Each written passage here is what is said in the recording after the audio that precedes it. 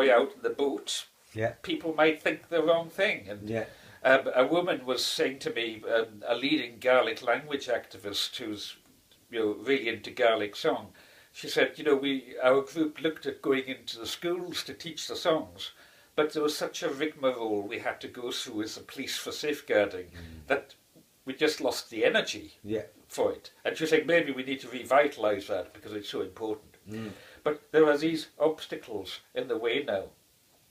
And so you're getting youth growing up without that same connection of being received by the older generation. Mm-hmm. Now, I think that the most crucial thing with that interaction is passing on what I call a touch of blessing. And what I mean by that... A touch of blessing. Touch of blessing Yeah. is what I call it. And what I mean by that, and this has come out of my observation in the Gael Trust, of working with, mainly young men, because other men in this subculture here, it's most appropriate that when I'm relating to them, it's primarily the young men I relate to. Yeah. What they really need is they need your approval. Mm-hmm. They need a sense from you as somebody older who they respect that you appreciate them. Yeah. And when they get that, it draws them into responsibility. Yeah. Let me just, remind you of a picture in another of my...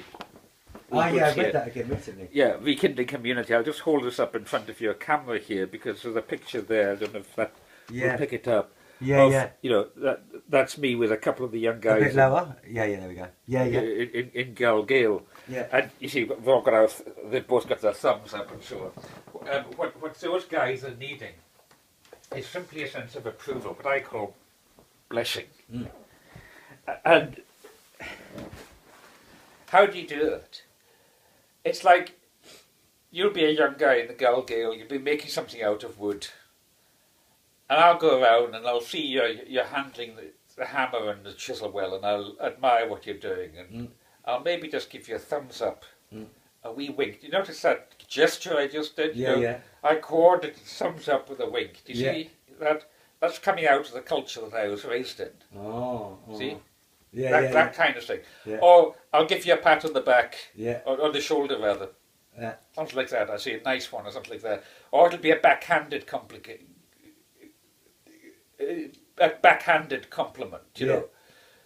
you're doing bad. Yeah, exactly. Yeah. I've seen worse, but it's no bad. Exactly, all of that backhanded way, Yeah. by which you basically say to the person, you're all right. Yeah, exactly. You're all right. Yeah. And it's like I believe that what happens in those contexts, and I'm saying it partly from having experienced it growing up myself, it's like a little spark ignites in that person. Yeah. And that spark gradually becomes a flame. It's a process by which a boy moves to becoming a man. Yeah. And I suppose similar things was between women and girls, but I don't want to presume to talk for girls because I'm not one. So I'll confine my comments to my experience. So that's basically what I mean by the eldering process. It becomes a kind of teaching process. A teaching process with a very light touch. The touch of blessing is a light thing. If you make it heavy, you only feed the ego. Yeah. The secret is not to feed the ego, but to touch the soul. And that's what relates to a lot of the stuff that you write about, the psychodynamics of campaigning. You and Varen have been activists, and agents of change for a long time. In terms of the struggle with long, how do we... For me, that relates to keeping the fire burning. Yes, because we've got to do this in the long wave, you see. Yeah. I distinguish between activism and the short wave. Yeah. And violence functions in the short wave. I hit you, you hit me back. Yes. Yeah. That's very short wave dynamic. Non-violence takes place in the long wave. I hit you. Whoa, you don't hit me back. Yeah. You confound the logic of violence by not hitting me back. I hit you. and you maybe sit down Yeah. and say, why did you do that to me? Yeah, yeah. Can we talk about this? Sure.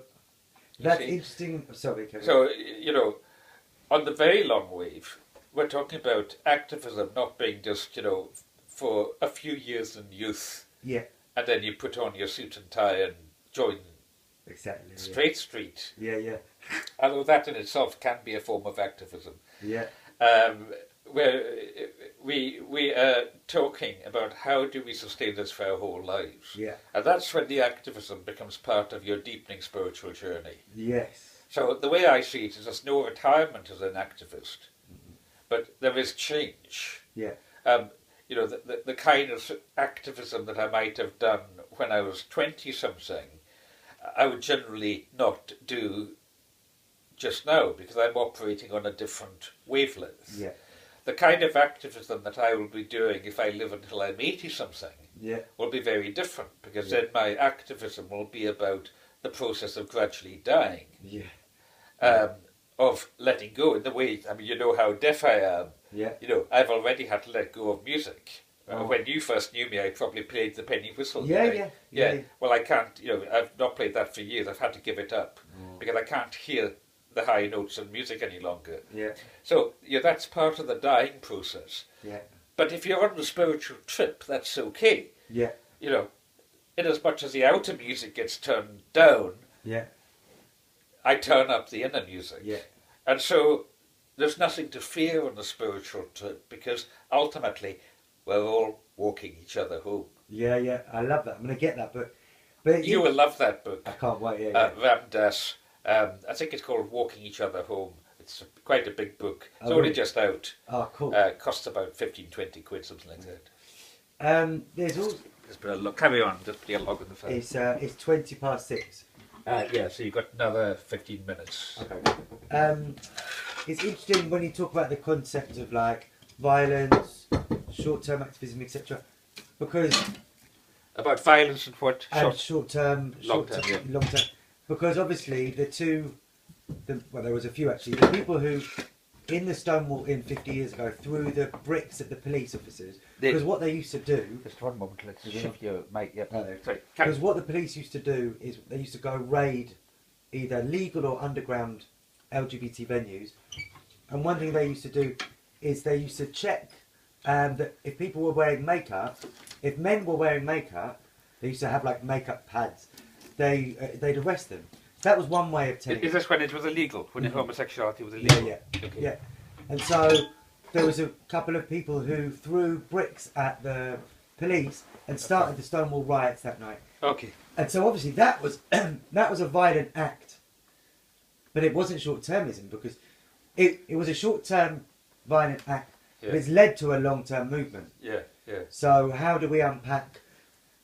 It was a violent act. Well, it was a brick at a police officer, but yeah. I think, as you know, I'm into non-violence, but I accept policing. I accept, unarmed policing like we mostly have in this country. Yeah.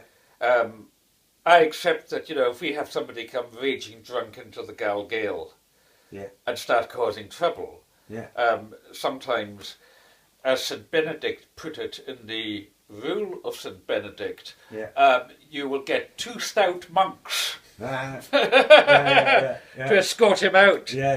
Kind of stuff. So,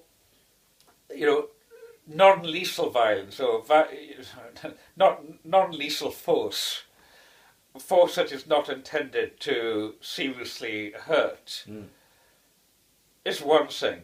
The bottom line is lethal violence that I take my bearings from.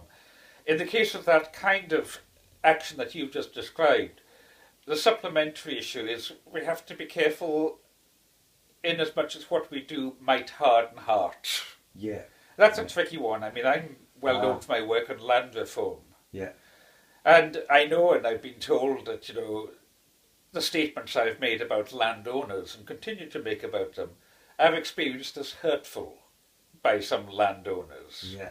Because their self-image is that they're a benign father figure governing their tenants, you know, quite literally. They still think that. Holding sort of very little now, but I mean certainly in the 1990s that was still very strongly the case. That's what made Egg such a powerful campaign, because Schellenberg would say things along those lines. He would see himself as being the kind of benign patriarch. Yeah. And so when somebody like me comes along Yeah. and punctures that, they experience it as hurtful. Yeah. Now I've got discussion in Soil and Soul about that. Yeah.